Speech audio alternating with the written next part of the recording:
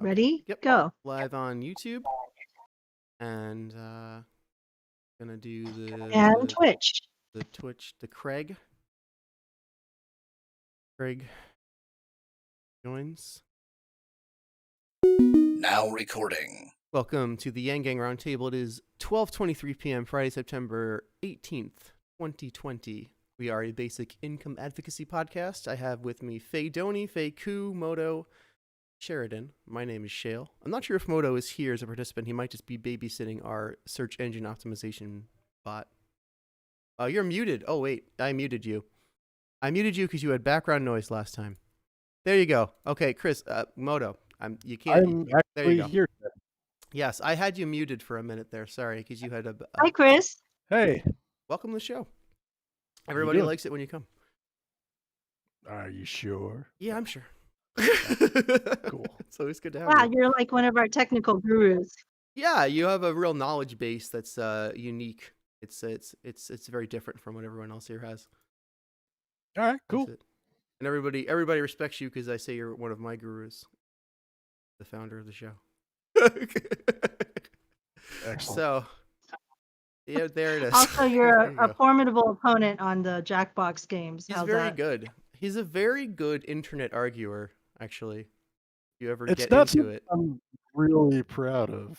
I No, try it's to not cut something back. to be proud of. It was a very negative thing in my life for a very long time, and I stopped completely. I'm much happier.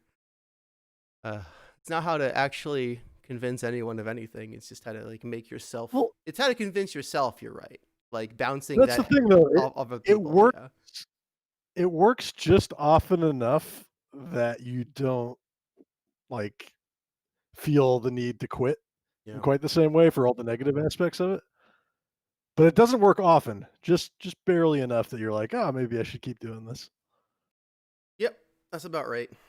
I remember a couple of easy like quote unquote wins where I like convinced someone of something, but really in retrospect it was just someone was ignorant of some fact. I didn't like ever.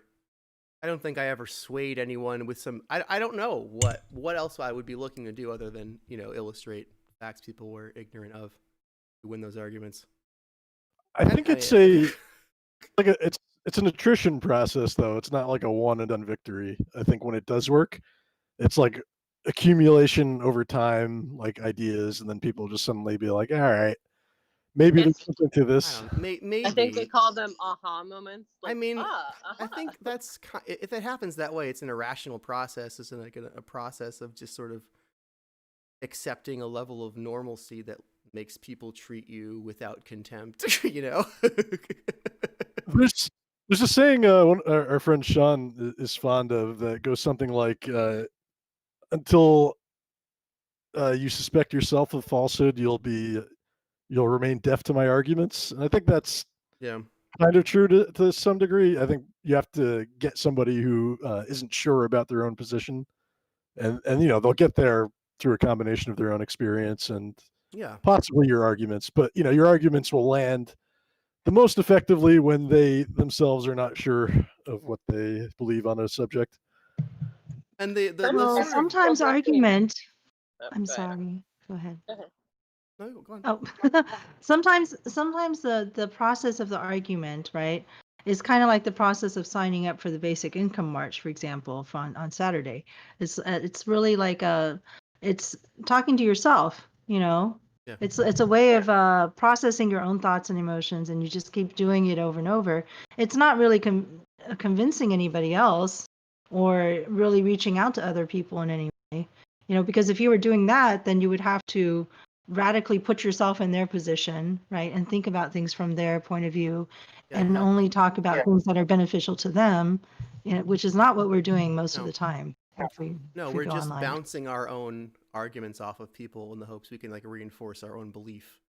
And like I mean, that's not necessarily Yes. a bad thing, though. You should stress test your own beliefs. that's true too, but I think that I mean I can only speak for myself, but I think other people did this, and I know I did this. I took it to a pathological level. I did not need to stress test my beliefs. I stress tested them much more than I needed to, because I thought I was accomplishing some good somehow.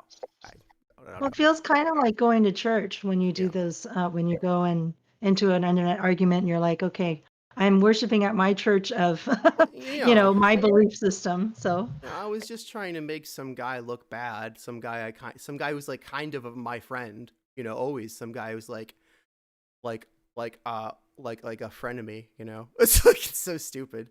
It's not. I'm not reaching anybody new. I'm not. I'm not open-minded myself. They're not open-minded. We're just butting heads in some sort of a sparring contest. That's how I see my internet arguing days on Facebook and before. well, Sometimes fighting, people just yeah, need to see proof of concept, though, right? Like, but even then, you could just dangle proof of concept in front of them, and they're still like, "Huh?" No, Yeah. but like, I mean, it makes it easier if people can see what you're saying as an example, or if you can explain it using systems that they understand. So if you talk to a mechanic, comparing car parts to UBI, in our government or the whole, that system is something they understand. So that helps the argument because they can translate the language, but like we have to be able to do that all over the place all the time. But maybe they understand recipes. Okay, so you're like, oh, you got to put the ingredients in and see, this is why you need it to do this. You can have a shit recipe with shit ingredients and end up with like really bad tasting food, right? Well, that's what we have right now, but maybe with what we're trying to do in this country, we're going to have a 5-course meal that's been the best you've ever tasted, right? But not everybody's going to like the meal, and you can just like do that. And I think that helps with arguments, especially with different learning types, so that you're not just talking at them. But that's just my opinion. I think you're right. I think you do have well, to consider your yeah. audience's learning type. Well, when you're fighting, when you're having an argument on, it's kind of like going into a debate. You can take this side, you could take that side, you could be a devil's advocate, but you can also but it's refining your thoughts, like journaling. And when you actually do it with another person, that gives you a chance to, get better at it. So it's not like completely useless, but but the goal that people think that they're accomplishing is not really our goal, is not really what you're doing. And I feel like when you do argue with someone, it's kind of like playing games together, and that little competition gives you an insight into who the other person is. So if you're willing to open yourself up to that kind of exploration, you can find out how do the other people think, and Yeah, absolutely. knowing how other people think is pretty important. Yeah, I You think need to know their value system, Yeah, essentially, I right? I just real quick, I love what you said. You learn something about the people you play with, and the more you know the systems of play, the more nuanced things you can learn. I remember like a long time ago when I was very very into like Street Fighter 2. I had this epiphany. I was like, there is a language here. People are telling me who they are by the way they play this game, and it's a little silly, but it's a little true. It's the truth. Yeah, I think there's also people argue for different reasons. Like I think sometimes it is to reinforce their own belief system and try to see themselves reflected in the world. And other times, you're trying to make sense of the world. Other people are trying to make sense of the world, and you're kind of coming to a better understanding of it together. And I think depending on which angle you're coming from, it could just be a straight out fist fight, or it could be, a play or some aspect like that. And I think that the willingness for people to be playful and to engage in these types of sparring conversations in a playful way is really the important part. Like, don't get so serious, Yeah. and just be like trashing other people or like getting angry about something when it should be about that conversation, just having the conversation. And Yeah. playing is important work. Well, like in my research, like I was like, oh, our souls just want to play because we've been drowning on pretending to be these grown ass adults, right? When really we're all throwing little temper tantrums. No, you're playing with my toy. No, I don't want to share, right? And so, like, in a lot of ways, the reality we live in is just a bunch of children who haven't learned how to play together. And then we were very confused by, the rules other people were even playing by, right? We have a lot of people who like cheating the system, right? You could have Yeah. people. Well, I mean, that's We the have a thing. system that People like encourages you to cheat, where the only way you can win is to cheat. That's the kind of the Oh my American God, way in right? 2020. The more I confirm it with people who have money or have had success, like, honestly, it was done dirty. Of course. So much of it was done dirty, and that makes me upset. But even like people who do have money, they don't understand consent very well, right? Like their money is the consent, right? They don't think about the ethics involved with it either. Maybe they are they expect people to come at them because they have money, and so that's been that's been their lure. And if they pay for things, things are going to go the way they want them to as well. So they have control over a lot of things, and that's another part of the problem of like why UBI, or like why we need UBI. Like that there's this giant unbalanced dynamic between people. I mean, I've seen it so much. Oh, I've already coined a name for that predicament. It's unrecognized demand, where people have things they want, have demand, have a clear goal of what they need and what they could buy, yet no cash to make the purchase. That's true. So we're talking about there's this high demand for certain things, like maybe travel, but everybody's like, well, we can't do it because we don't have the money for it. So we're going to consider that a luxury, and we're going to put it off, and we're just not going to engage in it. And then, because we only have money for the basic survival things, we don't have money for that. So if we had the money for it, all of a sudden the demand would show up.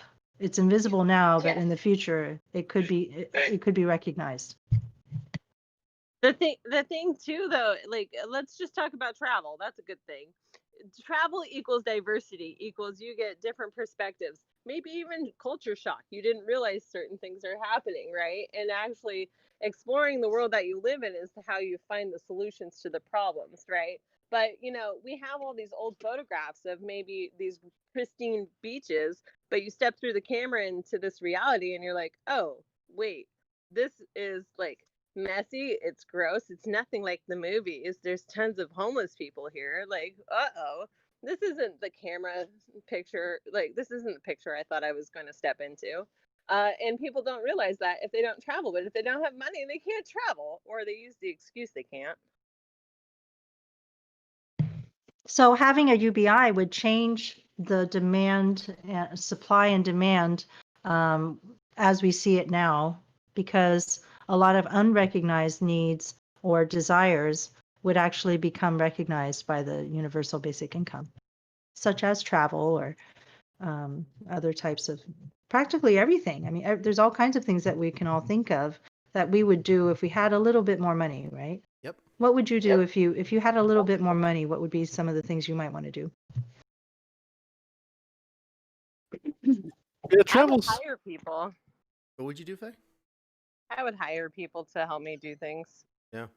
So that's people love to make that a talking point when they want to run for government about, entrepreneurs and how great they are. So you would hire people. That's the most stimulating thing you can do to the economy if you just had a UBI. How about that? So, hey, Congress, how about it? Maybe you come back in session. More importantly is that those jobs that everyone wants from UBI will never happen until you actually have a universal basic income. All these UBI trials that are going on that help less than even 1,000 people Yeah. are only going to help the micro. Better quality of life, better happiness, better health, but there will be no additional jobs because there's not enough pressure to create those jobs simply from having more cash. You put it very well. Those effects don't scale Oh, down. Like some also of them, having it yeah. be permanent matters too. Having it like for Yeah. a year isn't Yeah. gonna Multiple make people take a years lot of is risks. really Like as important great well. as those trials are, the data only shows like probably a quarter or maybe a third of the real true benefit of UBI because they don't scale chronologically or like to the number of people. You know? You need to have it for a long So- time and a lot of people to show the full transformative societal benefit of basic income. It's like Well, it's a lot like that stimulus check that only went out one time. That's yeah. because it's recurrent. You know, people were like, "Well, that was great for maybe a month, maybe 3 months if you were really careful and It's you just like- added it to what you have." They had but, the you know, solution, they solved the problem, and they were like, "Oh no, we can't solve it again." Forget we solved it the first time. The fear is that it works too well. Yeah, right. And now they're like, "What? Twisted. You don't want to just play you lose, I lose with the Democrats and Republicans anymore? Well, we give you nothing. Come on." You know, I had this conversation with Scott Santens actually, where it was talking about because I had the 3 installments of $1,000 for 3 months. Remember? And I was like, you know, I didn't remember. Oh, well, there you go. I did get this back in January, February, somewhere in there, maybe December. Anyway, so I talked to him about the way I spent it, and I actually, when I was on the trail, I met other people who got money too, and I started asking them how they spent their money. And you know what he said? He was like, "Yeah, that first check is like that sigh of relief," is what he called it, and I was like, you know. Yeah, it really was. And for a lot of these people, it was just like, okay, I'm just going to throw the money at the things I need, and then I'm going to buy myself a Big Mac or whatever it is, you know, like, because you're like, wow, I can actually afford some food that isn't, you know, top ramen or something. And so, like, you know, I notice when people get money for the first time, maybe they just started a new job.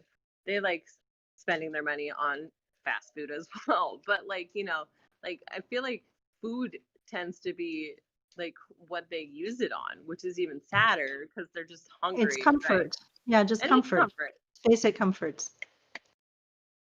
But then, you know, it's like, okay, well, when I found out it's only 3 installments, I was like, okay, well, I have to be a lot more mindful about how I'm spending this money, right?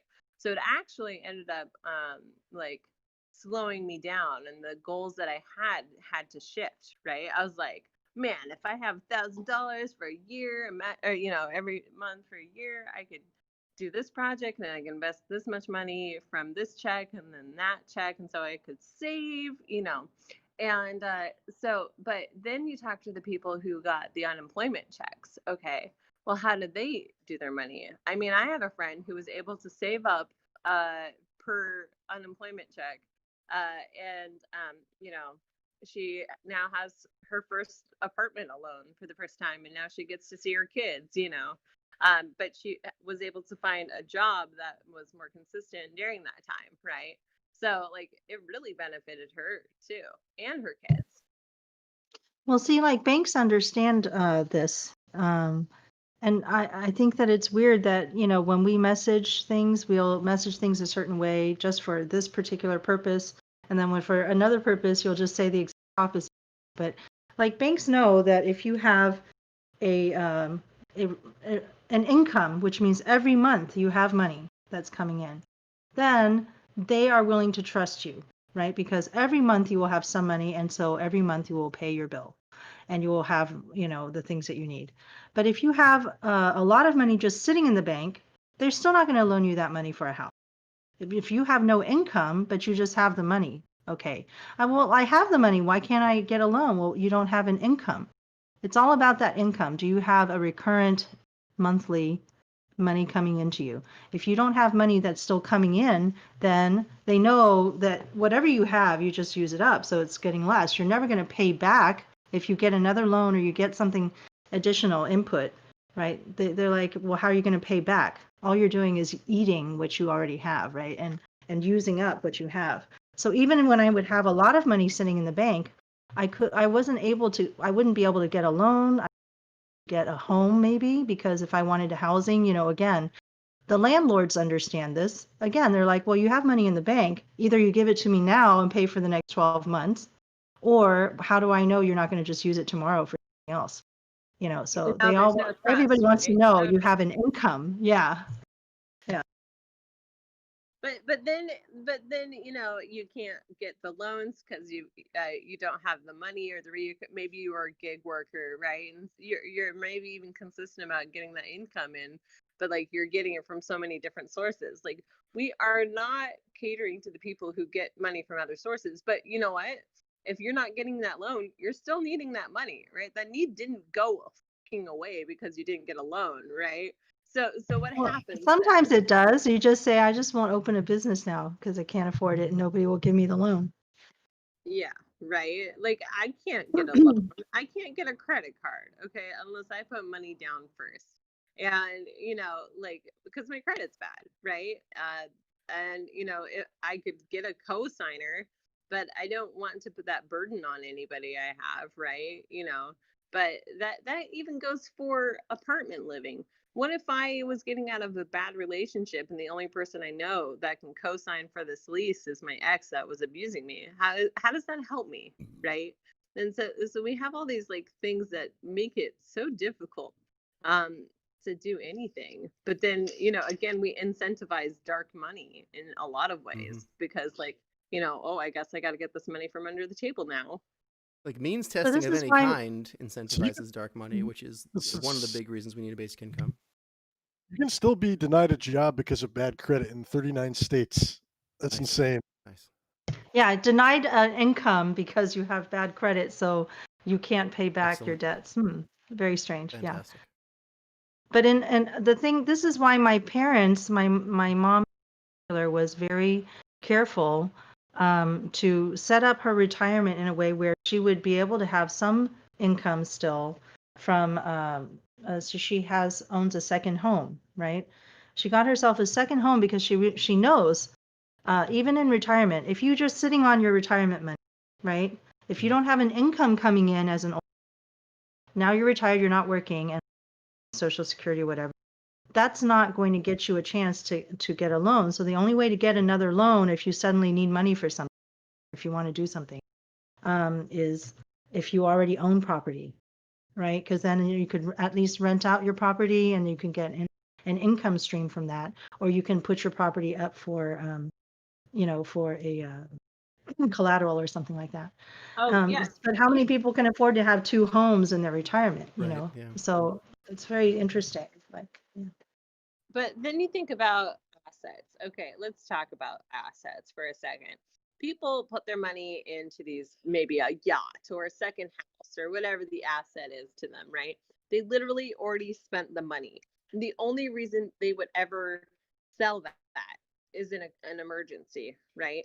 So we have all these people who have this high worth. Maybe they're worth millions, but they spent that money already, right? And then, when we're talking about like taxing the people with all the money, they're like, I don't got none. Look, I spent it, but it's in my assets, so for later. This doesn't help anybody, right? It doesn't help anybody. And the taxes aren't going to the right places. And, hopefully you don't have a corrupt politician, spending that money by putting it in their own pocket, which does happen. It does happen. I don't know. But Well, also, okay. Oh, go ahead. So right now if we have a society that was working really well, right, then we would have everybody who needs a home would have a home. And then if you needed an extra, vacation home or additional properties, right, just lying around in the country, just more stuff for people to move around to, that's fine. But instead, we have all these homeless people and plenty of homes that are just lying vacant. And the system that we have requires, for some people to own extra homes. It's like, in order for them to feel safe and to have financial liquidity and so forth, like the people who have the homes, like have an extra home, like my mom, do not feel financially secure. They have an extra home just to help bolster their financial security. What a pyramid scheme. So it's very strange. Like, and then there's people who actually can't get a home because they just don't have enough money or don't Yeah. have resources. So that's just like that's a non-functional economy the way I see it. Yes, it's a sham economy. The whole thing is just a house of cards that should really come down. I mean, I met a guy who said he was a millionaire, right? But he was like part of the exiled millionaires. I don't understand what that meant, but like what he had also said was he had escaped to his third house. Third. Okay. Like, that's fucking crazy. We have so many people in the street. But then you get this other person who has a condo, right? Like, and that's great. You afforded that, and you can waste your money on all these other things, but like, you're also not a very good person. You don't understand boundaries, right? And hello, Well, Ariel. that's Oh, the thing is hi I guys. think that Hey, Ariel. hi. Yeah, Hi, Ariel. hi. It's funny. I was just driving, and instead of opening up the car radio, I opened up our podcast on YouTube, and I'm telling you, like, if more like commuters listen to this stuff instead of the crap they listen to on like these hyper partisan Rush Limbaugh type shows, it would be so we'd be living in such a better world. Yeah. We need to How do we get on the radio? Well, I was Right. saying in our DMs, Paget Kagy was kicked off of a YouTube for a copyright infringement for a hot minute, right? And she's Right. on Twitch, so maybe if we can auto host each other, we could share audience, and that could be very big for us and help. Wait, what was the get into trademarking? some. Well, She was playing an event yesterday. There was like a TV event, or was it 2 days ago? When was it, Faye? What was the event she was playing? I watched her video where she explained what it was. It was some Joe Biden event. It was I some. don't actually know. Yeah. I'm just so tuned out from the propagandist mainstream media and the election cycle pageant that it was some Joe Biden shit. It's I all don't know. trash.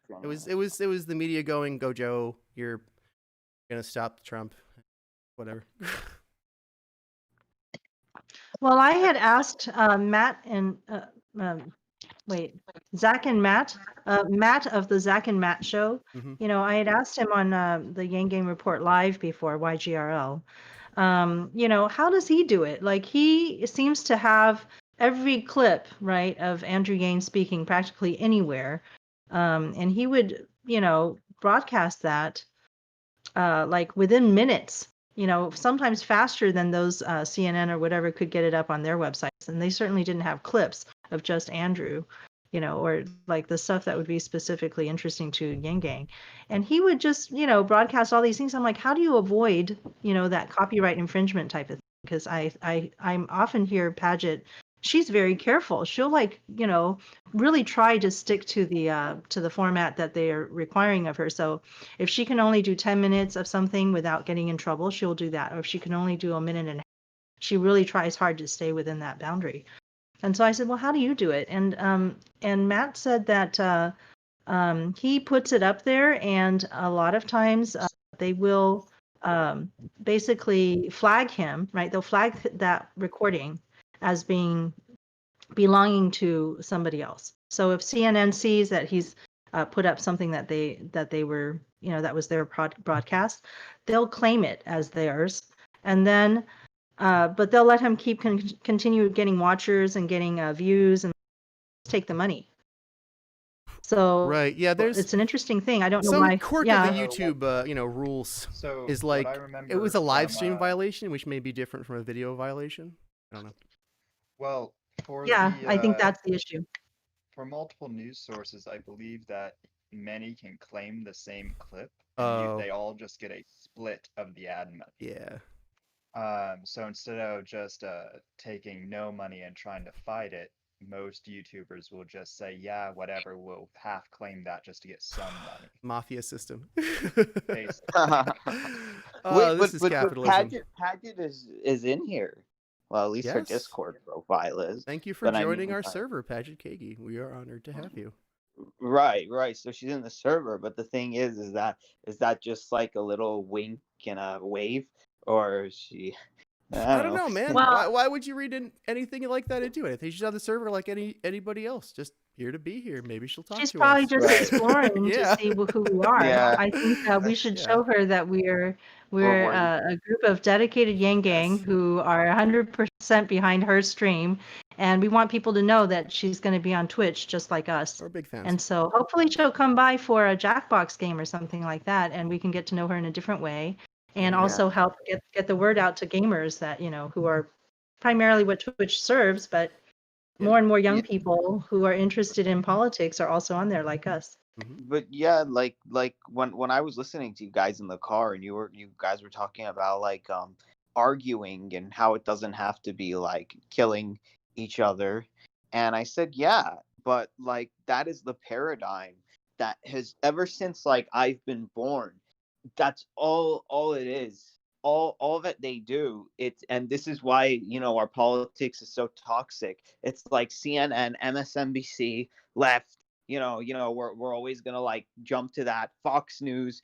It's just like we got toxic left and toxic right pumping propaganda directly to through people's TV screens, and that's it.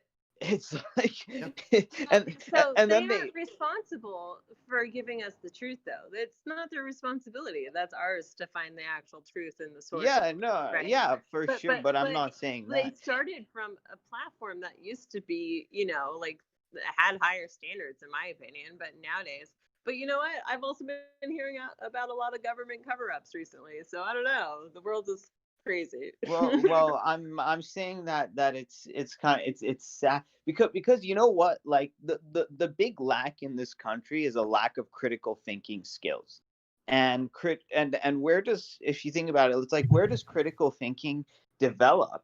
And it's just like by being autodidactic, I think you're more prone to being a critical thinker, because it's like that. But like our schooling system is the opposite of critical thinking. It's just shut up, do as you're told, and just don't even question this. Just get it done and do it. And then people are like, okay. And now we have like, but that's gonna lead to our downfall. And now Trump wants to introduce like patriotic education what the fuck is that into about? our I mean, schools. like, I mean, honestly, I want to play down the orange man bad fascism scare, but if you want to look like a fucking fascist, start a youth group, dummy. Go start a conservative education group, stupid. What are you doing? This is the worst thing you could do for your reelection chances, you stupid buffoon. Why? Well, I'm you I'm still reeling here's personally. the interesting. Oh, go ahead. I'm still reeling personally from the fact that the government is plowing ahead with a herd immunity strategy. Trump said herd mentality. Blatantly saying Oh we are man. going to kill 2 million Americans. Oh yeah, that's right. Oh, and did you hear Trump's Freudian slip, a What? herd mentality strategy? Yes, I did. That was also pretty funny. Right, exactly. And Uh, yeah, it's just I can't boggles the believe what mind. passes for news around here. Mhm.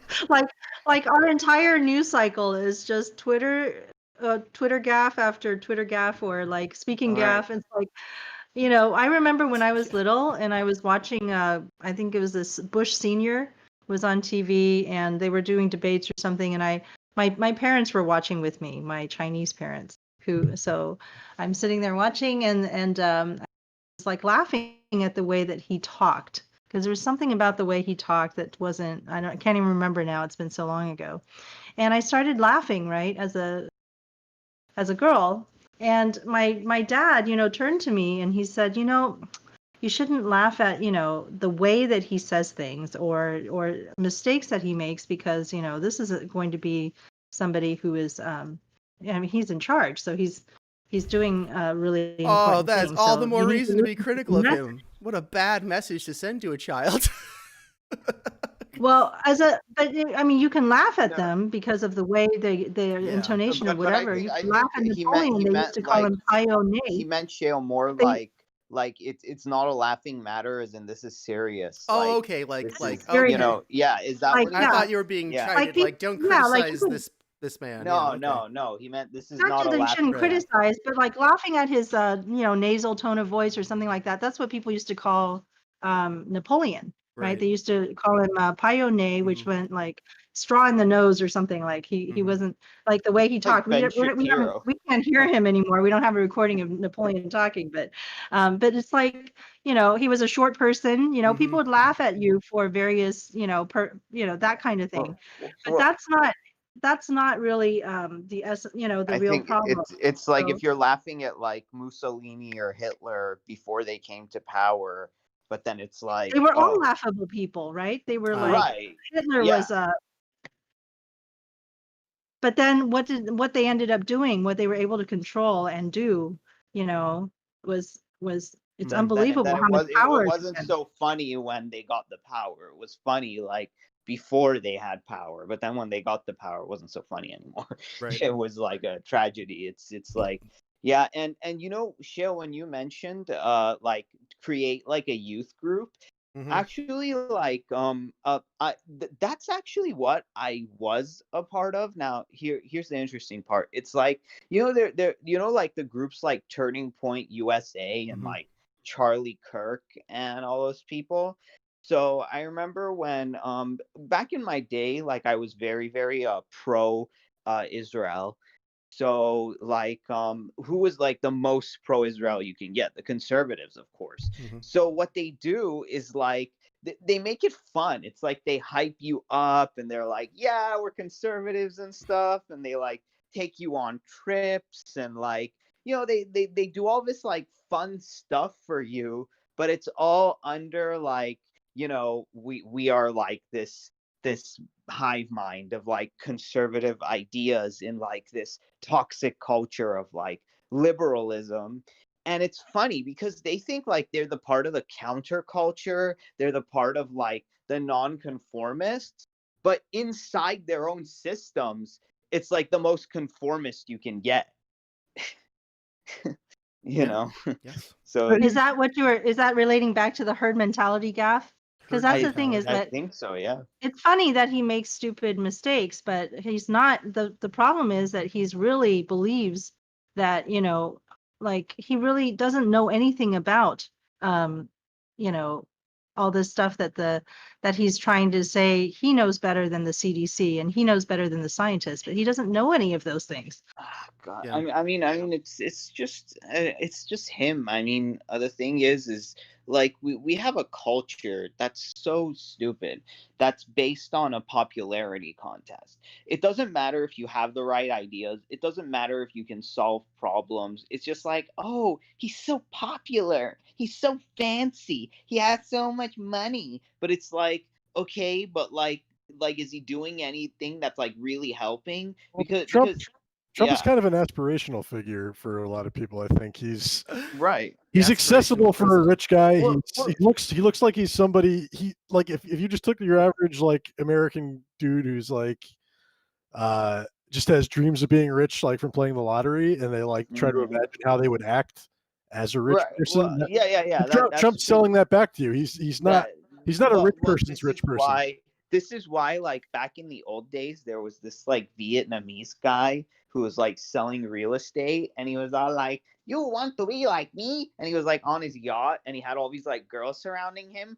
I like Ariel, this, and it if brings you do that nothing brings voice, me pleasure. people will come for you. Yeah. and So, and and so like he cheated. Like I'm making fun of him because he's a scammer, not because he's Vietnamese, but yeah. Right, but people will So come for you regardless. the Make thing. fun of his content, not his voice. Please continue. Oh, okay, yeah. Okay. So he's a scammer. Okay, so his name was like Vincent something, and people just like paid him money, and they didn't get what they did, and now there's like a proliferation of all these like online gurus who are just rich by taking advantage of people. But even the people they've taken advantage of that paid for their stuff and ended up getting absolutely nothing for it blame themselves. And they like Oh, sure. and it's bullshit, and it's like they just fall into like all the fancy stuff that this person has, but the only reason this person has so much fancy stuff is because he screwed a guy like you to pay him money. Well, the Yep. crazy thing is that the idea that he is like really a role model, right? In a sense, as if you say you're aspirational, you're like you look up to him. So when we go off on, oh, he made this stupid mistake in his speech or something like that, we're really distracting from the problem that he does not understand what he's talking about, and that when we do that ridiculing, it makes all of his followers believe that we're ridiculing them too, because they also didn't know the difference between, herd immunity and herd mentality, or, whatever it is that the latest thing that happened. Like they're like, well, I could make that mistake by accident. I could just be talking. It could just come out of my mouth, It makes them look and then human. they relate to him even more. It makes them even, it makes them feel like I feel like sometimes people say, how can he be whatever, people tolerate this person? I'm like, well, he's like everybody's grandpa, if you if you think about it. Grandpa always talks crazy, we just let him talk, and but we Think still about respect him. think about how much people really did not like Hillary Clinton's way of speaking. She was incredibly careful, didn't make too many gaffes or mistakes. She was super polished, but people it drove them crazy because it made her seem fake and like inaccessible. And there's something to be said for speaking off the cuff, and even if it makes you sound like an idiot sometimes. There's something to be said about losing to Donald Trump, and that's the Democrat Party's fault. That they 100% present, and we could have had Yang. I mean, we're all here, and it's like what the DNC walks one step, and then they shoot their foot, and then they walk another step, and they shoot the other foot. Oh no, It's no, like that's you, far too generous, Ariel. They straight up don't listen to their voters. They right, have an agenda, and they will pursue that agenda with whoever accepts that agenda. right, yeah, That's why Moreover, they with talk the about grandfather people and fact, not he said that idiots. herd mentality thing at his supporters at a rally, right? Mhm. right. I can't believe they didn't recognize that their leader were literally calling them sheep. Yeah. Wow. Wow. So Well, wow. I also want to bring up something though. Trump is employing people, and so is Biden. That's the thing. They are paying for people's livelihood right now. They're giving them a basic income so that they can do this, right? So I met some people who work for Trump, right? And I was talking to them, and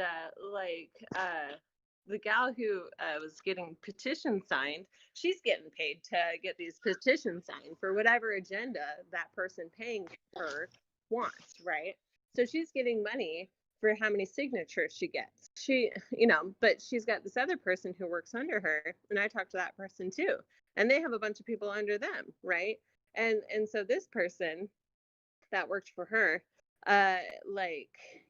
he's just doing it to make ends meet, to feed his family. He's not necessarily a Trump supporter kind of thing, but that this is just a job for them, but they have to look like Trump supporters if they're going to work for the guy, right? Okay, and then think about all the Well, people under him working. They're just trying to probably make ends meet too. Maybe they believe in Trump, but they have to get paid to do it, right? And the well, difference. Go that's ahead. that's one possibility for some people, but I think there are really hardcore Trump supporters. There are many of them. He doesn't, without having to pay people in the big cities, in the rural areas, right? There, I just drove through rural East Texas. I go down to Alto, so it's farther east than where I am, and it's like a no man's land of no airports, no, there's nothing that connects them to other places because it's very sparsely populated. So it may not be a lot of people, but it's a very big stronghold for the Trump, group. I mean, everywhere I went, I saw flags flying or posters outside That's true. showing, like it's like God, right? Texas, and then Trump. So these are the three big major things that I see as I'm driving down. And every ranch house I'm looking at has one. And I'm thinking to myself, what is the kind of person that lives there? How do they come to believe that Trump is actually good for us, and good for them But specifically? think about it. Well, There's so in much the manipulation. You'd Go even see ahead. that in the Rust Belt a bit, which it doesn't have that same religious content, yeah, but it does have that economic abandonment problem. Shell and I went to school up in kind of like the Oswego. Rust Belty part of New York. And they went from a reliably Democratic county with like labor unions and manufacturing to support to like then a swing county around Obama's time. And now they're reliably like a Trump county.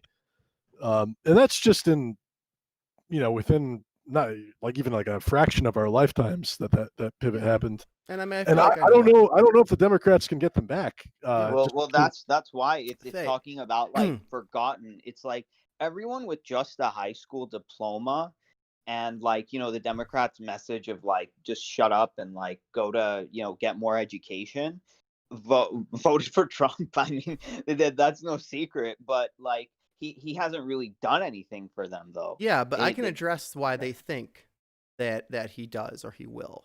And Right. Faye, and this is going to address your question in its language. Very simply, I don't think they really have a substantive reason to believe he will do something for them, but they know they've been left out in the cold by the Democrats who keep pretending to represent them. And that's just an egregious violation. So they must stand against that. The working class says, no, you're giving me nothing but bullshit for decades, and I have no options. So I can't go with the person pretending to represent me. I have to go somewhere else. That's the sentiment from the working class in these rural areas. Some of it they actually want to harm what they see as the urban liberal. It's anti-establishment sentiment because they know the establishment is against them. It's Trump is the murder weapon. I think I heard it said, Right. and I think that's accurate in a lot of cases. All they need to know is he's destroying the machine that's destroying them. Well, I think there's I don't know if I interrupted the other Faye, so is there something else you wanted to say before I continue on this?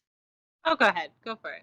Go ahead. Okay, so what I've been thinking is really that, first of all, while I'm driving through these areas, okay, I have a lack of internet access. I have a lack of phone access. I'm on a Verizon phone, which is already pretty good coverage in the area. The best coverage I could get when I was driving taxi service out here. I was like, I need this phone. And I still can't get phone. I can't even get my messages while I'm driving through these areas. Okay. And so they're reliant on certain information that they might be getting from, I don't know, Fox maybe, because we have no other local news. If you want to hear news about your local area, Fox is it. And even they have barely any people left.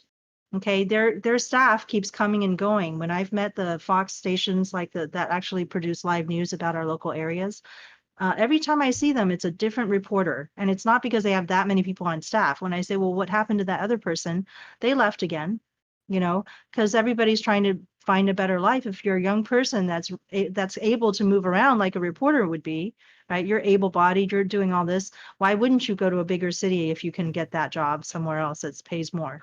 Why stay on a sinking ship, right? Yeah, so it's I think it's a lack of information, and it's sort of this also. So I think that actually it's a fight between the rural area and the big cities, because they see the Democrats as the big city people, the rich people, the patricians. They don't see them. They see them as international agenda, right?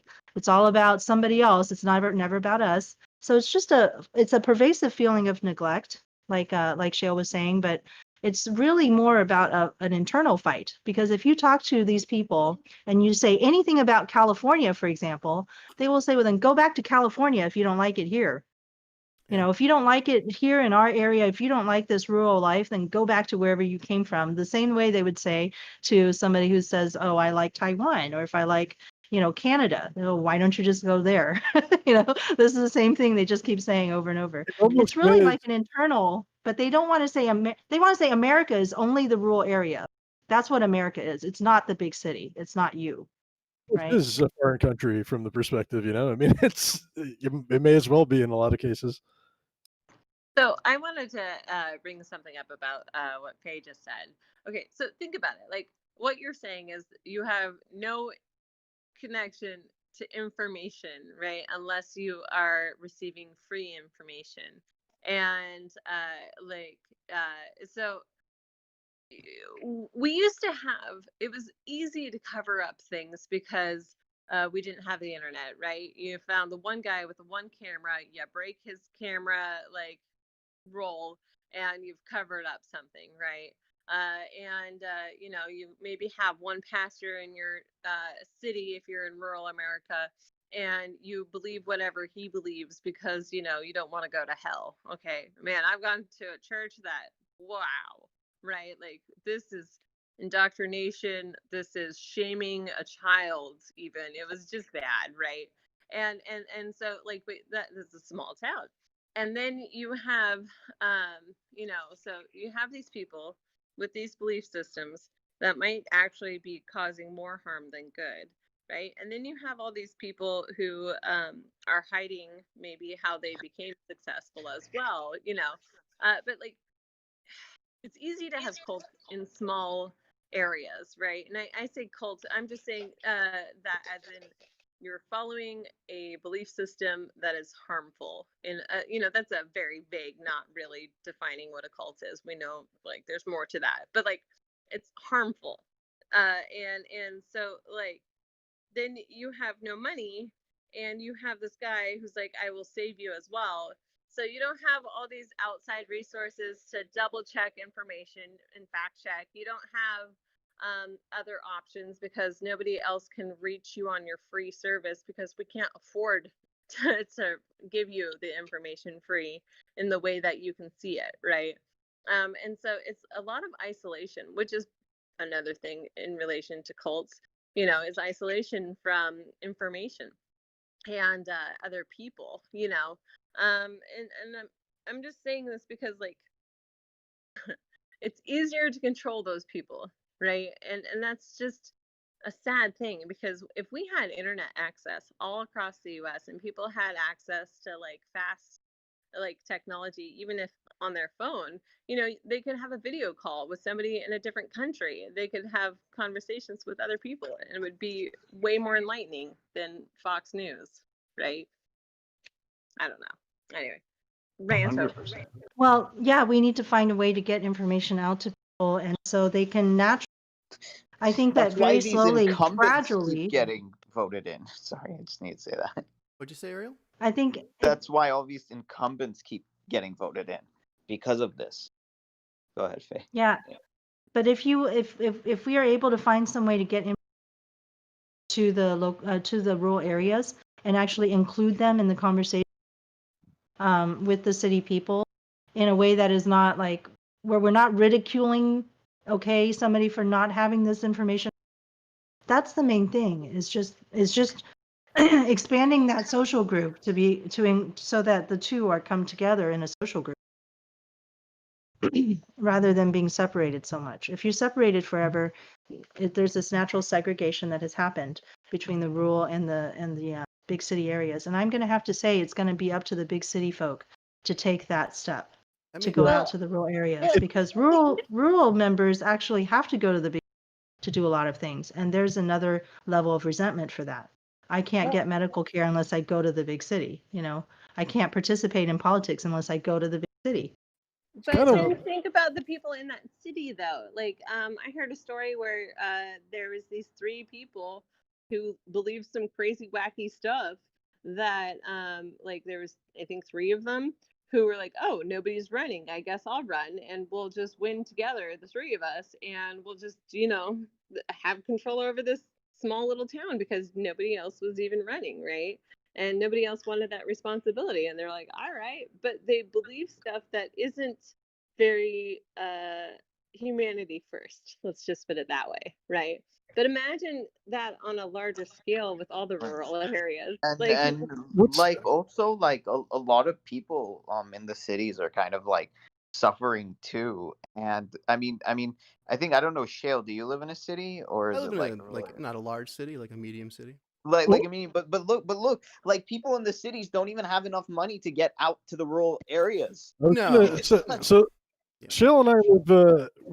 I guess we're technically considered the outer like rim of the New York metro area. Kind of next. So we're kind of in like a tertiary small city, which, depending on who you ask, can either be considered rural, or urban, or suburban. But think about this: a lot of people in the cities who use subways and buses, those subways and buses do not go out to, like, you know, the countryside. Well, this is an based on interesting thing I wanted to touch on because we're not even that far away from the biggest city in the country, and half of them don't even know we exist. right.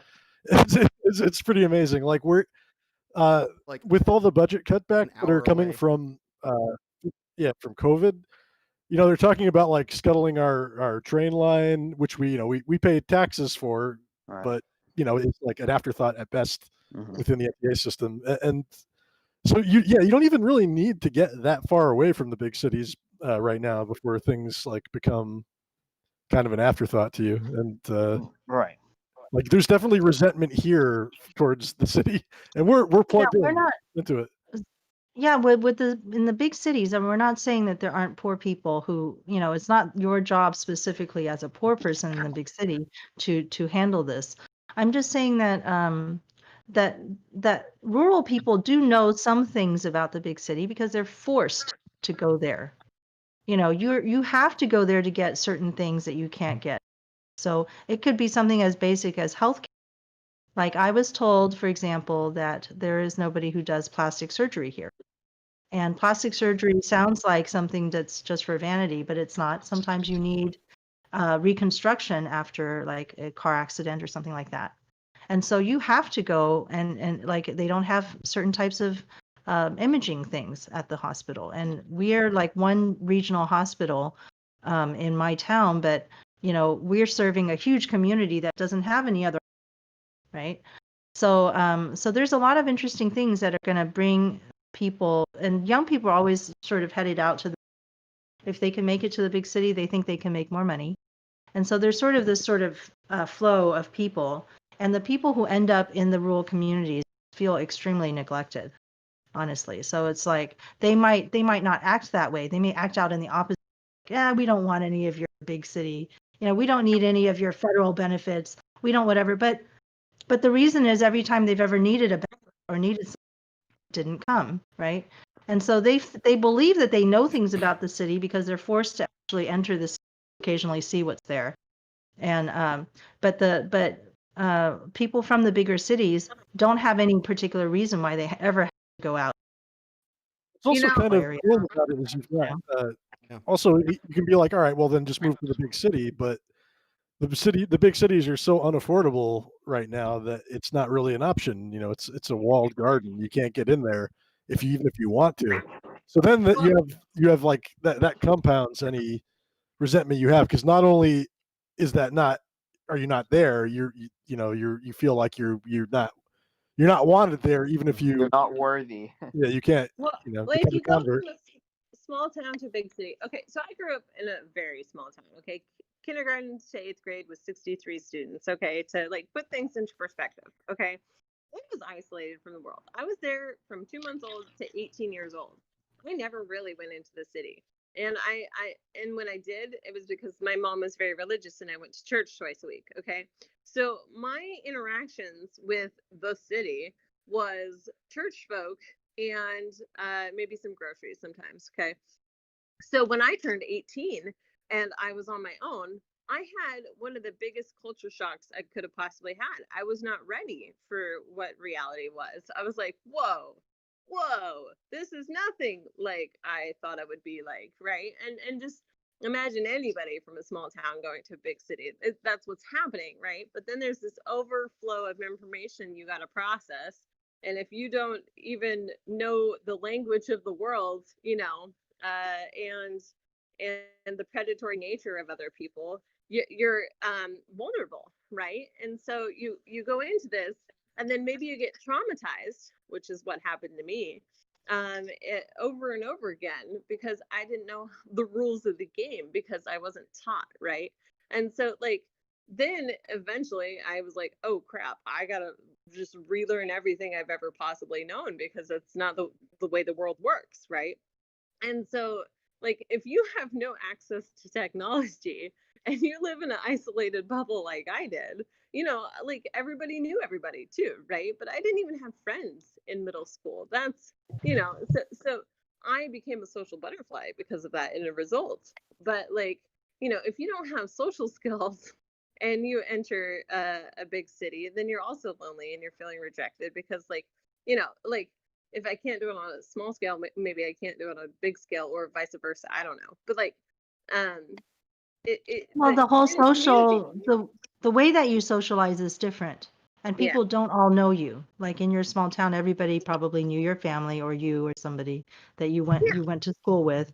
But in the big city, things are so different, right? The Yeah, way you that can you have would people know socialize is different. they know your grandpa. Maybe they, schooled your kids, but now like there's no community, there's no connection, there's none of Oh that. yeah, like And it's extremely lonely. but then now you're in a big city, okay, and you're like, holy crap! I mean, there's a lot of resources here, but why aren't like people using them? Like, why are there homeless on the streets? I see vacant buildings. It's stuff like that. But like, yeah, the culture shock I personally experienced is going to happen with anybody who is finally tapping into technology. And because of this pandemic, let me tell you, people who are like 70, 80 years old are finally using video chat, right? Because like they're like, this is the only way I'm going to see my grandchildren or whatever. And so we have people plugging into technology that have not plugged in before, and they're learning things, and the overwhelming information is being flooded upon them.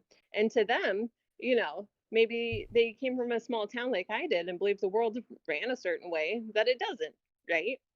And so like they're probably experiencing their own form of culture shock. And then you throw, wildfires and hurricanes and politics and all this other, like maybe UFO sightings. Okay, I don't know, but like people are being introduced to a world they never knew existed before. It's a foreign planet to them. They are aliens. I felt like an alien in a weird way, because it was like, this is not the planet I thought I was on, right?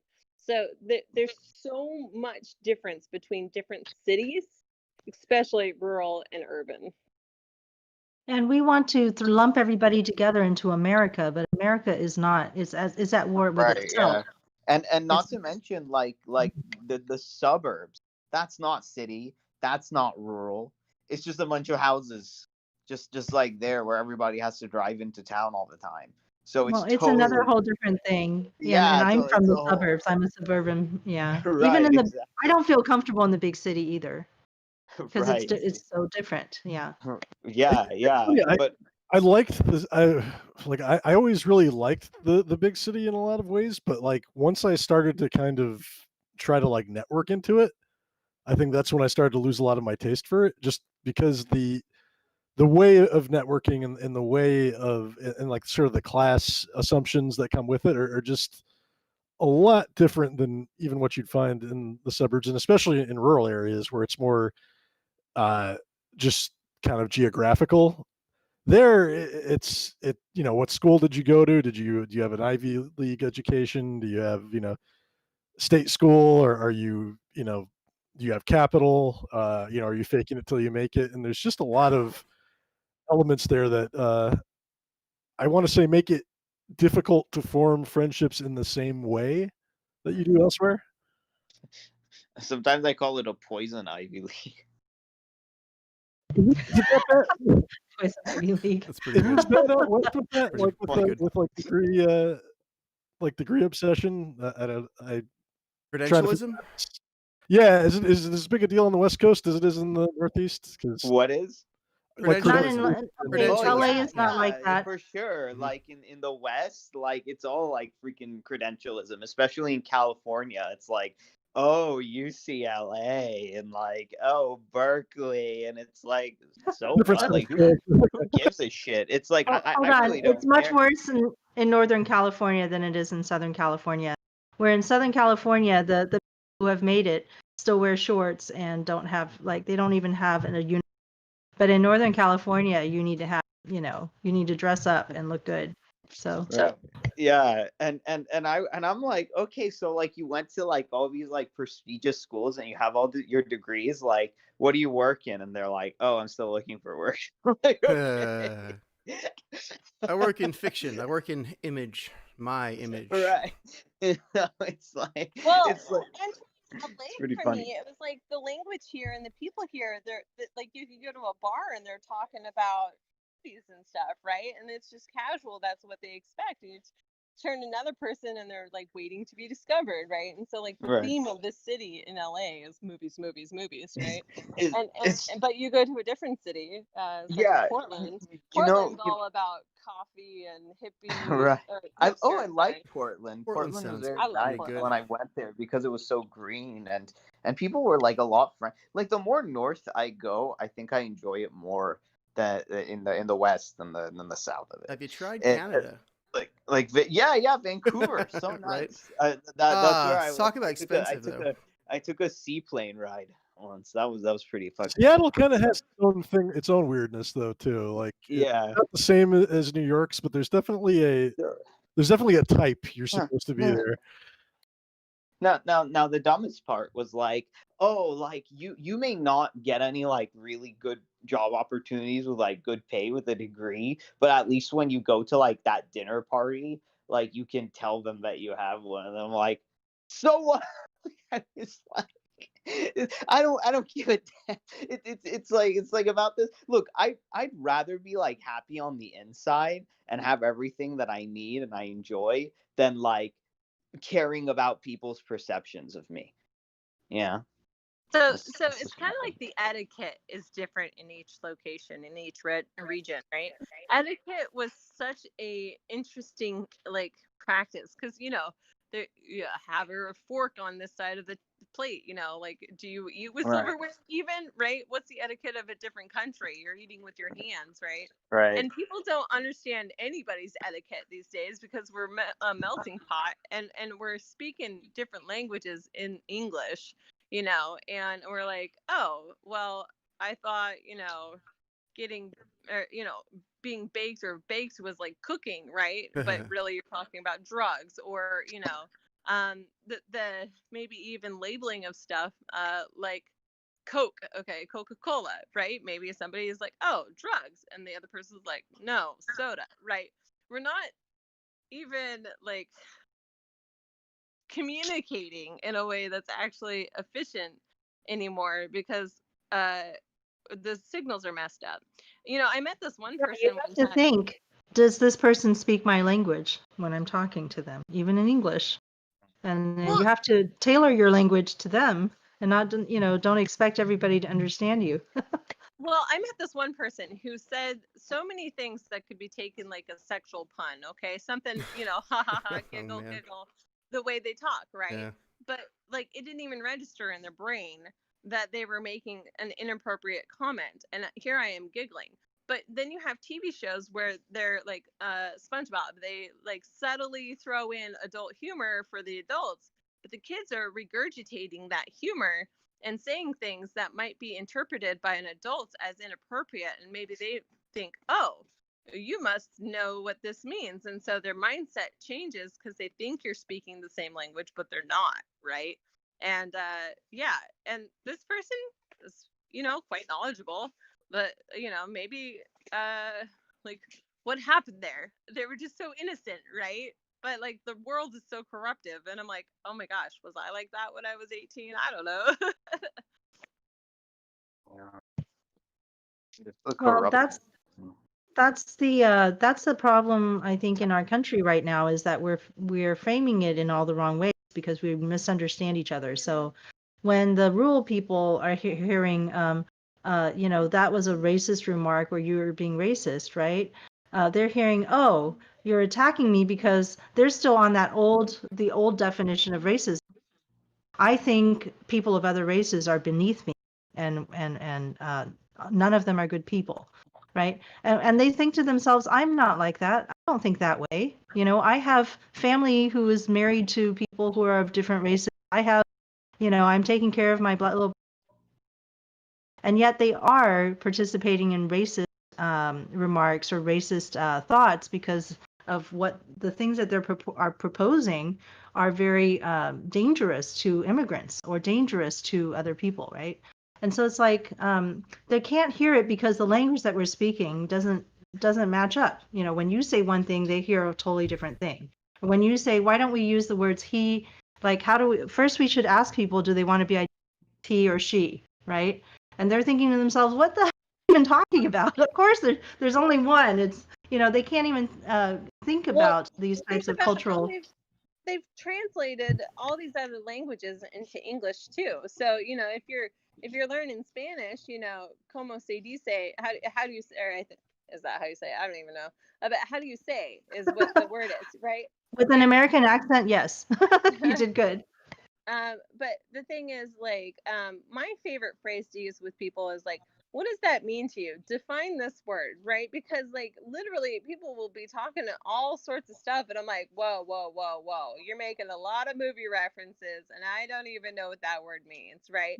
And or maybe they're using it in a way that isn't the same way I think it is, like I don't think that word means what you think it means. Sheridan even. brought Yeah, up, I think. Sheridan, Didn't you say Tucker Carlson said he liked socialism on his show by accident because he didn't? Yes, so what happened was Cornel West described a very basic principle in democratic socialism on how power is viewed, in that those who have power have to be checked by those who do not have power, so that those who do not have power have decency in their lives. And Tucker Carlson said, well, if that's democratic socialism, I'm based on board. Nice. When did that happen? A couple years Last ago, though, I night think. on his show. I thought it was a couple of years ago, that clip, but Was it? I don't know. What is It's this clip? I was gonna say, like, just going back to what was said earlier, though, like about the changing like definitions in language, and I think some of that is like benign and helpful, but some of it also serves an exclusionary purpose, or something that does that the purpose of which is not really obvious. Like, for example, it's like the preferred phrase is people of color versus somebody saying colored people. And like literally from a perspective of language, that seems like a completely insane thing to get caught up on, because it literally is saying the same thing. But within the cultural context, it it means something. One is okay and one isn't the other, and the other isn't. And but those are the kind of things that are kind of hard to get people who aren't plugged into the collegiate academic circles to stay updated on, and just know what landmines they're stepping on and what they aren't. So it's like there's a subculture of the United States. It's an American culture, but it's a subculture that belongs more to, like you said, young people or academics or people who live in big cities who have, enough population there, people who are transgender or whatever it is, right? Just because they're minorities. Oh, thanks, Zephyr. But while there's a minority group, create that kind of culture in a rural setting than if you were in a big city where you can find enough of them to actually start having their own spaces, their safe places to create that culture. And people in the big cities understand, naturally because that's where it's happening, that we need to make space for these groups, for the minorities among us. But then in the rural areas, you might just be one. How do you gang up? I'm the only yang gang in my town. How am I going to gang up with somebody else or create a yang gang culture here by myself, alone? So that's really, yeah. I didn't even notice there was much difference in language and understanding until I met the Yang Gang. And the reason I say that is like I had never hung out with a bunch of Asians before, and they started talking in pop culture. And I didn't even know when they were joking. I had to literally ask them to tell me when they were joking because I couldn't tell. But they also never heard of puns, right? So they didn't know that, like, they didn't connect how they could play with words like we do, right? And so it was something new they had to learn, that, oh, maybe there's a different meaning behind the word because we're just making a joke, right? And like, oh, that's a thing. Oh, speaking of pop culture is a thing. Oh, and like, and so the layers of education I had, it almost made me seem autistic because I couldn't communicate with them the way they were because I was just speaking a different language, but it made me feel very inadequate, right? Like I was like, wait, I'm not in on the joke, funny. but I don't I, fit in. it's like it's funny you mentioned that because like celebrity culture is a big part of like Los Angeles, and I could never stand it. I always thought it was stupid, and like I could speak that language, but I never wanted to. And it was like it was like I didn't care. It's funny because like even though I grew up in the culture and I understood it, doesn't mean I liked it. Does not mean I liked it. It was like I just thought it was so vapid and shallow, and Well, that's the people way in it's. LA talk movies, right? They talk TV shows. It's just their normal, everyday, average conversation. And I was noticing that just like with the people that I've met here, like almost everyone has brought up movies at least once, right? I'm like, whoa. And like that was new to me. Yeah, so when the rural areas are talking about certain things, we're not even talking the same language together. And then they just feel like we fail to understand them, but they also fail to understand us. And so it's a rare person like you, Faye, who is able to intelligently identify the fact that, oh, it's the communication and not problem or them. You know, Yeah. it's not a personal failure Exactly. or responsibility. That's why one of our There's mission just something statements. happening that is natural. Yeah. Sorry, I didn't mean to cut you off. But yeah, that's why like one Please of the go mission ahead. statements of the podcast is always bridging communication gaps in the basic income advocacy community, which truly exists both rurally and urbanly and conservatively and progressively.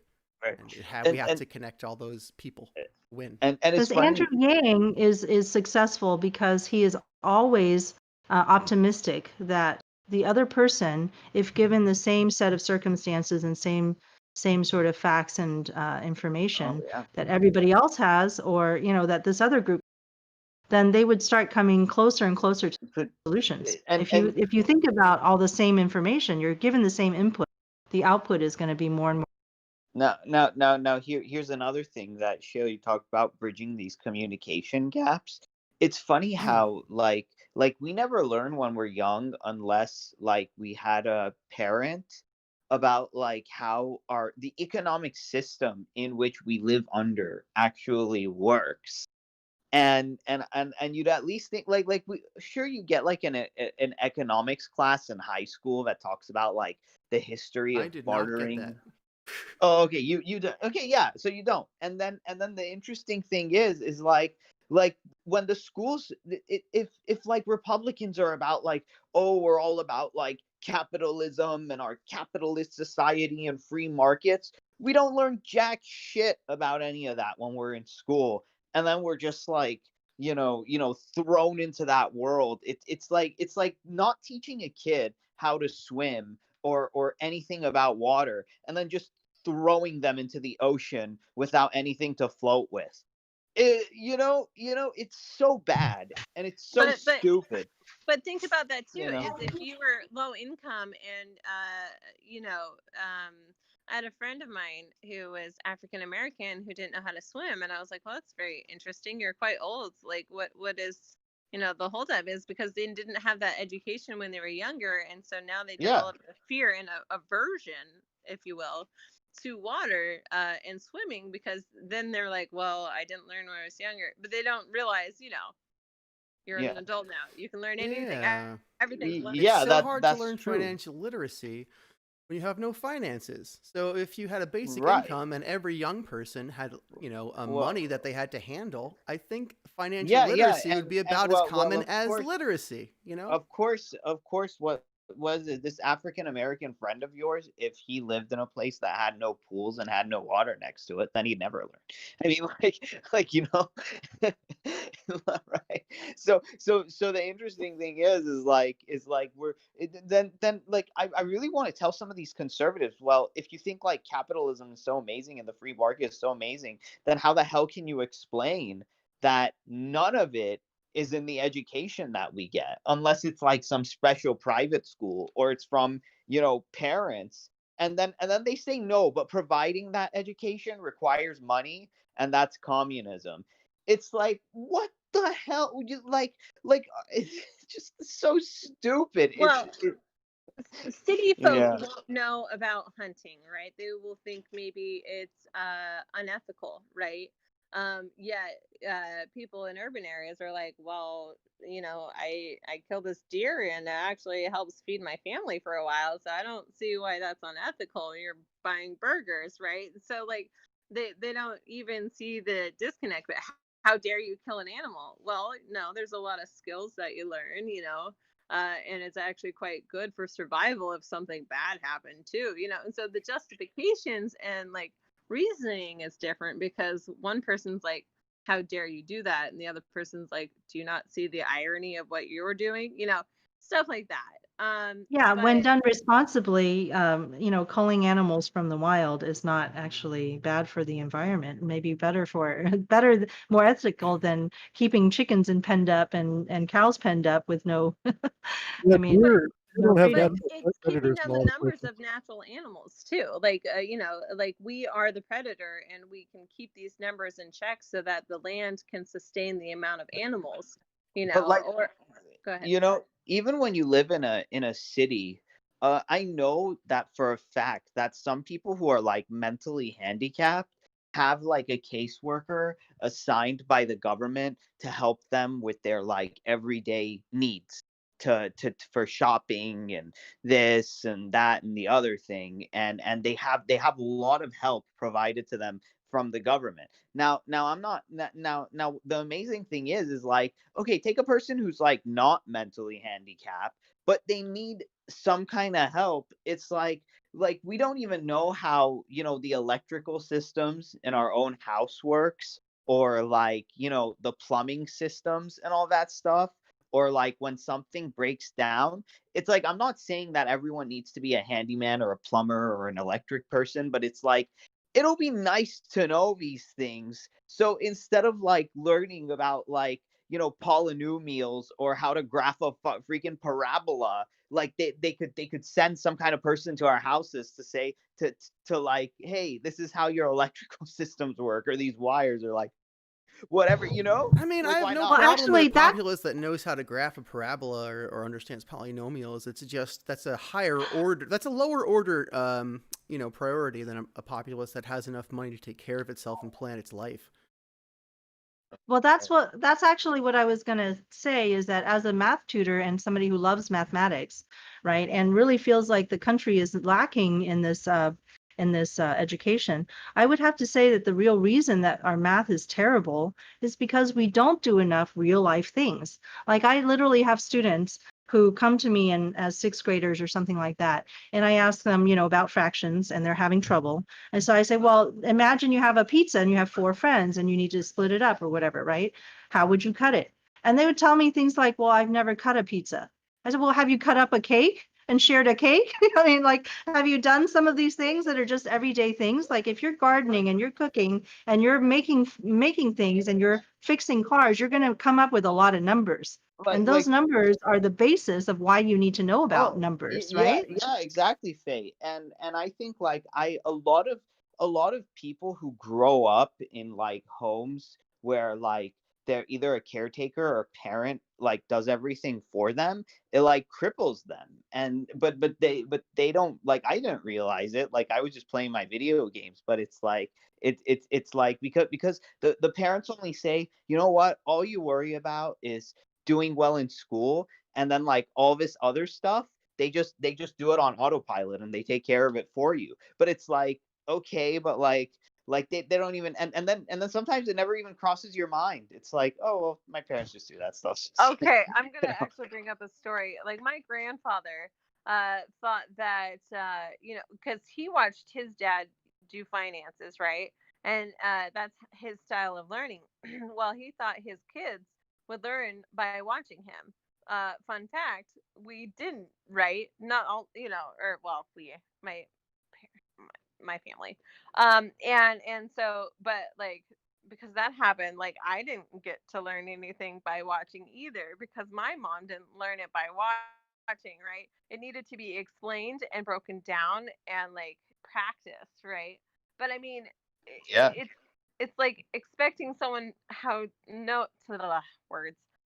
It's expecting somebody to know how to ride a horse who's never even got to see a horse, right? It's like, oh, why don't you know that? Well, Or I, it's like, oh, you watched all these like John Wayne and Western movies, like here's a horse, just ride it. It's like, But that's like the where a lot of more like real life problems you have to actually solve yourself along with, somebody who can guide you.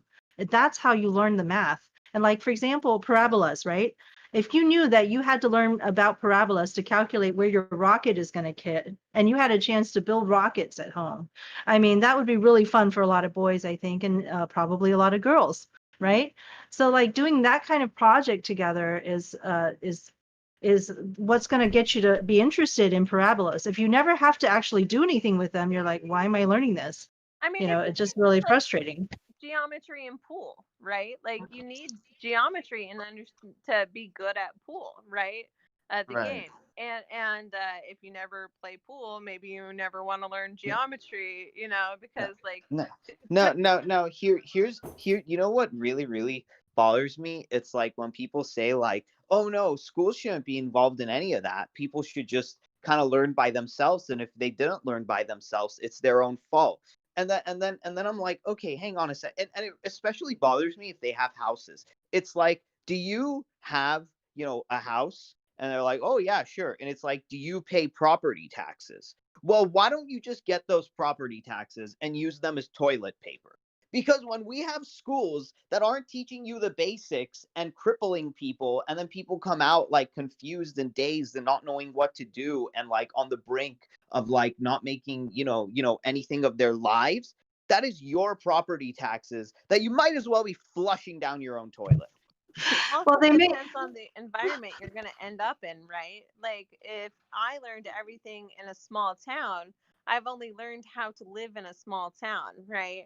And then they didn't need to or want to or even think to educate me on a major city because like maybe not a lot of people leave that small town. Maybe they don't even Faye, know how to live. when you live in a major city, they don't even give you the education to understand on how to like navigate in a major city or live in a major city. That is how That's true. despicably idiotic our schooling systems are, even in our own cities. Well, they try to, what they're doing, when they say no child left behind or something like that, what they mean is we're going to Standardize. standardize. That's all they talk about. Like I've tried to have conversations with school groups about something simple like school lunch, right? Well, there's a certain amount of money that comes out for federally, or there's a certain amount of money that they're going to spend on school lunch, and they can't buy anything that's more expensive ever. Every lunch would cost the same amount exactly or something. I don't know. It's too close. And then there's the question of if you want to have anything unusual. For example, when I lived in Washington State, I said, well, what about salmon? Salmon's like a big local, product. What about something inexpensive like rhubarb? Rhubarb is a native plant here that we would like to eat more of, and we would introduce those things to our children. And we had people coming on to the group saying, well, I don't want my children coming home and asking me for those fancy foods and things like that. And it's just like so much craziness that we standardize everything that way. If school lunch is terrible, so is the rest of our education.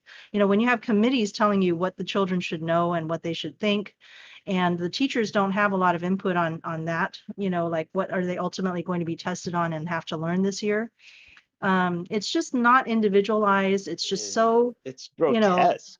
and it's It should bland. be guidelines. It Yeah. should be a template that you can customize, right? But we don't have stuff like that. I mean, you're not Well, gonna it have shouldn't have been committee driven, I think, is where we all went wrong, is where we started thinking that if we just teach everybody exactly the same thing all across the country as much as possible and let the states, like the most local control is usually with the states, because the states set the curriculum for the entire state.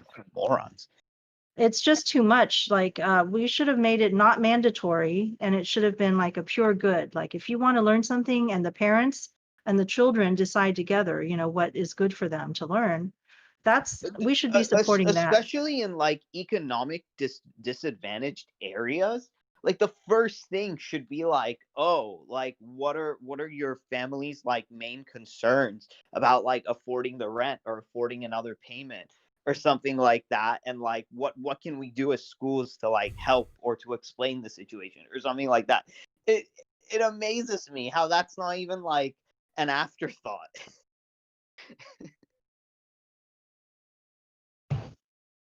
Yeah, And I it's mean, very like, difficult to get away from the system now because whenever you talk to somebody about right. changing it, they say, well, this is the way it is, and it's the way like this Well, everywhere around the those world people now. are dumb. Anyway, the thing are like so like me and Shale were just talking. It's like you have like young people who are like born into like affluence, and the schooling system like fails them really really bad, and they have trouble getting jobs. So it's like, then think about how hard it is for, you know, the ones that are lower on the scale. Yeah. I mean, and then it shouldn't be too hard to say that, okay, this system is like a Yeah. total kind of like failure. It needs like a hard reset, like with your But computer. It's When your also not the computer way. has like all these viruses on it and all this Trojan horse software, and you just need to like either throw it away or, you know, send it back to the factory or Need something. a new operating system entirely. Yeah. Yeah. It's also not the way like rich people tend to educate their children too. It's this like standardized testing model. You know, we wonder why they perform better, generally speaking, in school and life. Aside from the resource aspect of it, it's also they get a different type of education.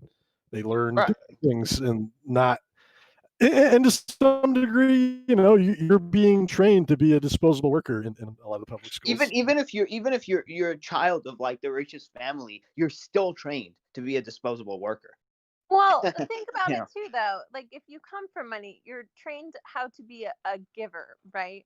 But if you have no money, you are trained to be kind of a taker of sort. And I could be wrong, right? But like, if you have, you know, inherited $1 million, you're gonna have to have somebody, maybe a financial advisor, to help teach you what to do with that money, and maybe they encourage to give away some of that money towards programs and stuff. But that's like how you're groomed, say, you know. But then if you are someone of a low economic uh, position, you know, you're like, okay, well, I guess I gotta figure out how to sign up for unemployment, or maybe I gotta learn how to get food stamps because I just can't afford anything, and I'm Which is just also not baking. explained in the schools.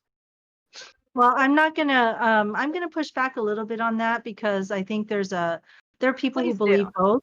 Like there's people who believe that the rich are the takers and the poor are the ones that give because they have to, you Yeah. know, sort of rely more on their social groups in order to survive. And they understand it better. Whereas, you know, the people who have all the money are the ones who found a way to, they've learned how to take and they're teaching their children how to continue doing it. So it's interesting. I think that there's both involved. Like there, I believe that some of the very empathetic or helpful people, kind people, are also wealthy people in my life, right? But there's all. But I think really the problem is whether or not you come from a mentality of scarcity or if you come from a mentality of abundance, and that's why the rural communities lean so hard into God and into their church because there's a lot of talk in church of abundance. You know, if you may not think you have enough, you don't have enough material wealth, but God will provide for you. You don't have to worry because whenever you need something, you ask. You ask God for it, and maybe the community or God will provide it for you. And that's how people live here. You know, if you may always be you know, string on your last dime, but somehow you always make it to that next month because your community or somebody, your family or the church comes through for you. And that I think is a really hard way to live for people, you know, meeting their needs with actual financial, you know, like they have cold hard cash for it. I It's like, remember do being, you consent to yeah. give away the money, kind of thing, you know? Like, do you consent to take money, or are you being forced into this decision because, like, that's the pressure being put upon you as well? So that's the abundance scarcity, right? If you feel like you're constantly being, I'm forced to pay my tax, I'm forced to do certain things I have to make Yeah. all these repairs in It's order like to you continue feel living. like a Yeah. slave and stuff. I mean, I don't mind, but it's like And if you are paying taxes, it's like, what are those, what am I seeing this money do? Is it paying for a Wall Street bailout?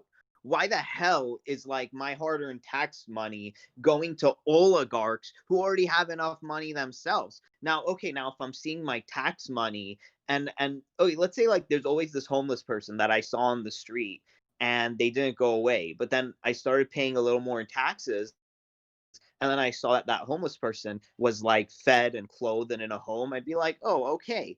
No, but if I'm paying more taxes and then I see more homeless people on the street, I'm going to be like, okay, like something's rotten in Denmark. What the hell is going on over here?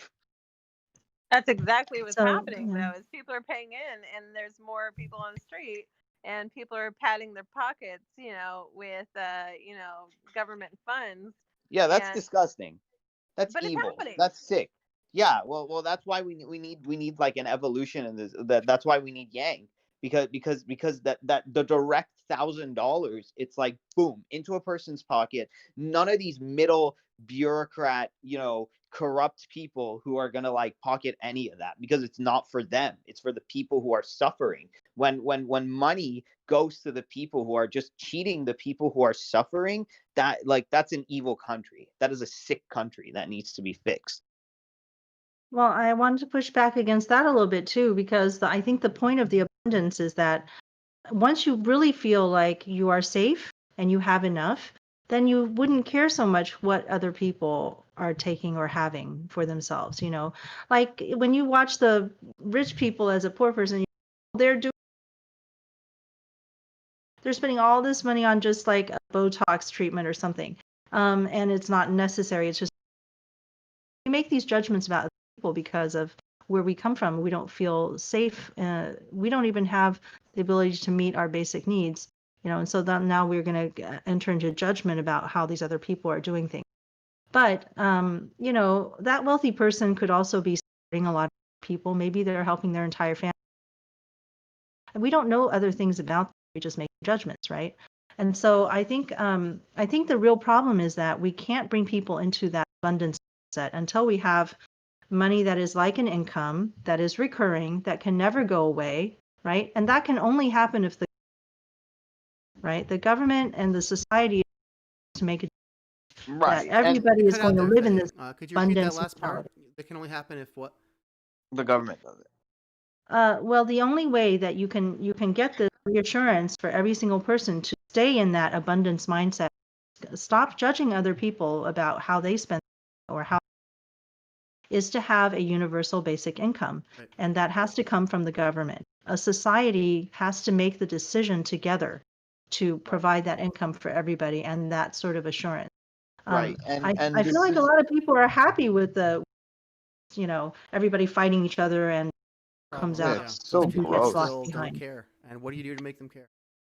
Yeah, it's like that's where I push back on some of this like extreme libertarian philosophy that tends to view this government as this alien or this enemy. It's like, well, if we were like intelligent, we'd know that we'd be the government. We're governing ourselves. But it's like, oh, okay, so let's say we did live in some kind of utopia where, you liquidated, all of the government. It's like, okay, let's say an airline like dumps a bunch of like toxic fuel on like people and they don't care. It's like, what happens then? And they're like, oh, we'll have like private companies go after them and something like that. Well, then the corporations become a government and we don't even get a vote.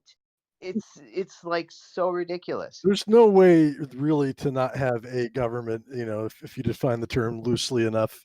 Like literally, even when you look at that anarchist zone you had in Seattle for a little bit, you had a government there in like within a week, if not sooner. That there's always going to Right. be So we're a There outlawing government. has like to be a labels standard because they're authority that capitalists. provides more authority.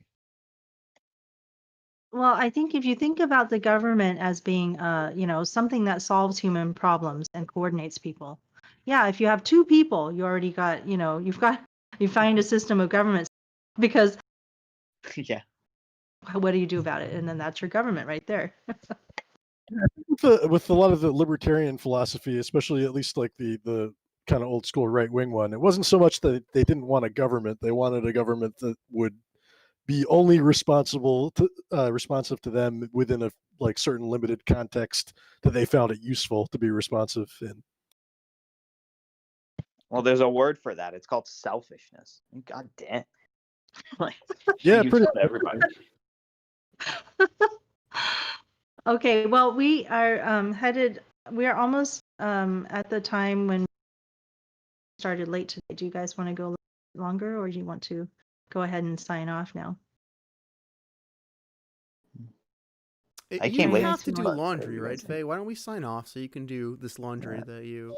Because we were going to have someone here.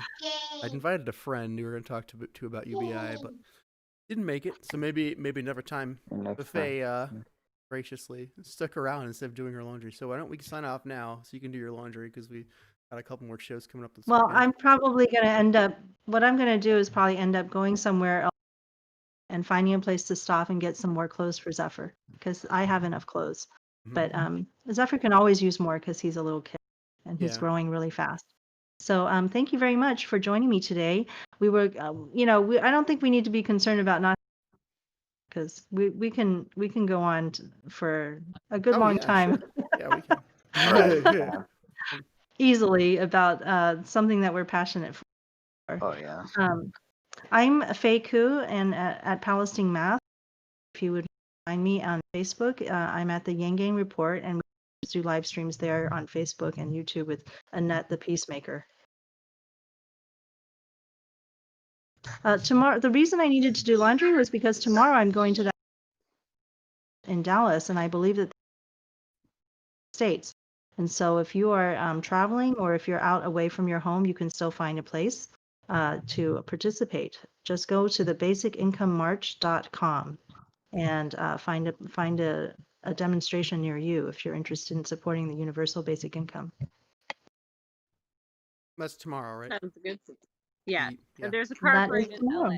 Yeah, so I'll be at the virtual Woodstock one, which Kiko Sona, one of our speakers, is running. So I don't know what that's going to be like. I'm going to Awesome. do that. Which ones are you guys all going to? I'm going to the LA car parade, and Ariel's going to join me recording. Nice. Yeah, take some video for Awesome. sure. We'll upload some. If you guys want to take some videos, we can upload some like just video clips to the Yeah, channel. I'm planning on bringing the drone there. Yeah, please, So please do. yeah, I just hope though, like there's no like I doubt like some law enforcement will come and like do anything. It was Who like knows? a thing, but like Yeah, don't worry about it. yeah, I'm not gonna worry about it. There are plenty of people there, and everything gets stuck, and everything is all like so I'll be fine. Yeah. I'll probably be dropping in on our podcast tomorrow live to you, using my phone. Yeah, that'll be fun. and on my the road. and my trusty selfie stick that Ling Luo gave me. She's the AADC chairman or down in Houston, Texas. Nice. Okay, does anyone else want to sign off? How about Sheridan? I would like to sign off. You can find me on Twitter at JSaberGamer, and I also linked my Patreon for #NotPublic. It was a wonderful conversation with all you guys. Sorry I wasn't as talkative. Oh no, you were just as No, it's talkative as you fine. needed to be. You said some key Yeah. things. Thank you for being Very here. subtle. Yeah. It's good. Everybody And how plays about their part. Faye? There are no small roles. How about Faye?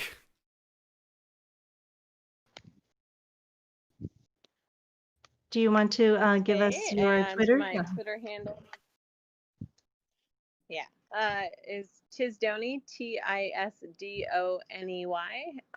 If you have any footage of any income march or whatever and want it used in a documentary, send it my way. Okay, Good. Moto. If you want to, I am at Motomotes on Twitter. I don't have any interesting projects going on at the moment, but feel free to follow if you want. Yeah, BART, the search engine optimization bot. Oh, yeah, we're using that, but I mean, it's not really exciting for It's anyone not interesting. listening. That's See. fair. Well, thanks anyway. Well, I saw that everybody put their credits in today. That was that I without do any mine. prompting. I've been delinquent. Awesome. There you go. And All right, Ariel, are you ready? that's for last. Okay. You can find me on Ariel's on Twitter. That's ARIELS AERIALS. And my Izzyland podcast I did with him just dropped today. So you can check that out. Just Izzyland and on Twitter, and then you'll see our conversation that way. Awesome. Maybe we can do a little Jackbox gaming with all our friends. Anyone who shows up tomorrow. It's going to be tomorrow evening, It's 7 going to to be 9. Sunday. We moved it to Eastern. Sunday because there's Oh, another Sunday. thing happening Saturday night. There is like Andrew Yang is going to be present for a live streamed. It's like a recap of the successes of the wins we've made this year, and Yeah, I just got that in email. moving the Overton on basic income, which actually are pretty tremendous. So tomorrow, That sounds exciting. Yeah, so Saturday I'm gonna go to this live stream. I'd love it if any of you guys are there. Maybe I'll see you there. Yeah, it's tonight at It's tonight. 8 Eastern. It's tonight. Yeah, live Oh. stream program 2020, the year of basic income. Yeah. Okay, so that's tonight, not Friday tomorrow. tonight. Thanks for telling me. I'll be there tonight instead. Well, Tomorrow's the that's basic a income very- march. There's so much going on this Yeah, weekend. Yeah. tomorrow's Yeah. the March. Okay, so tomorrow's and I the remember march. Be Serious said he might show up on Sunday. Yeah, I if moved we it to can Sunday because Be schedule Serious it on a might be Sunday. able to come. So Sunday 7 to 9 this week. We're trying to see who's there. Please come to Jackbox if you'd like. We'd love to hang out and play games with you. We got another show tomorrow, Saturday 1 to 3. And then we got another show on Sunday. We have Kiko Sono, the organizer of my local Basic Income March, which I will have attended the day before, so we can talk about that. That's Sunday 5 to 6, short show Sunday, 1 hour, followed by a 1 hour break, then 2 hours to Jackbox. So that'll be Sunday. Please join us. We love you. Thank you for listening. Thank you for caring about people in your country, poverty, basic income, humanity, and all that good stuff. So be good to each other. We'll see you again. And until then, goodbye.